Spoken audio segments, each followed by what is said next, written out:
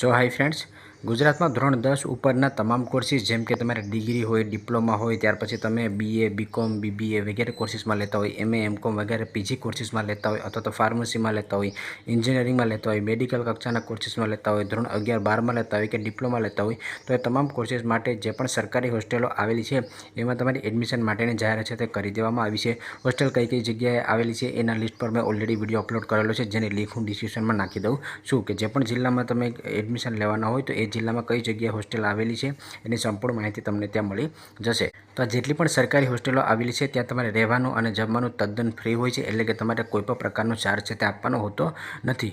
તો આ જે પણ હોસ્ટેલ છે એના માટે વર્ષ 2025-26 માટેનું ઓફિશિયલ આ નોટિફિકેશન છે એ ડિક્લેર કરવામાં આવી છે.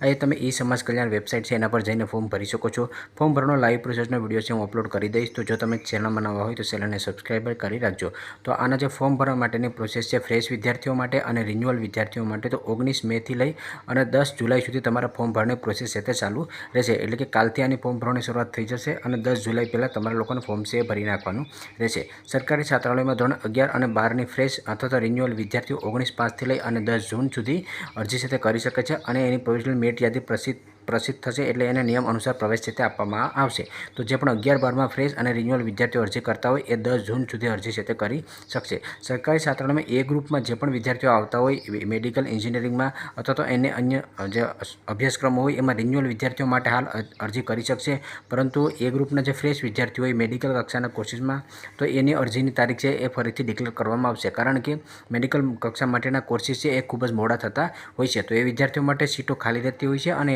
ફ્રેશ વિદ્યાર્થીઓ માટે ફરીથી એની તારીખ છે લંબાવવામાં આવતી હોય છે. એની તારીખ જ્યારે આવશે ત્યારે પણ હું તમને લોકોને ઇન્સ્ટાગ્રામ પેજમાં અને યુટ્યુબમાં અપડેટ છે તે આપી દઈશ. સરકારી છાત્રાલય ફ્રેશ અને રિન્યુઅલ વિદ્યાર્થીઓ પ્રવેશ મેળવવા માટેની અરજી કરવાની રહેશે.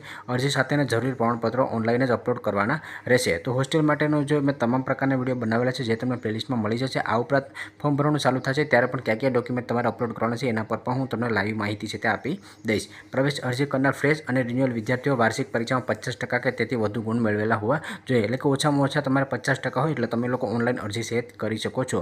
કુમાર છાત્રાઓ માટે એટલે કે બોયઝ માટે આવક મર્યાદા 6 લાખ રૂપિયા રહેશે અને કન્યા બહેનો છે એના માટે કોઈ પણ આવક મર્યાદા નથી.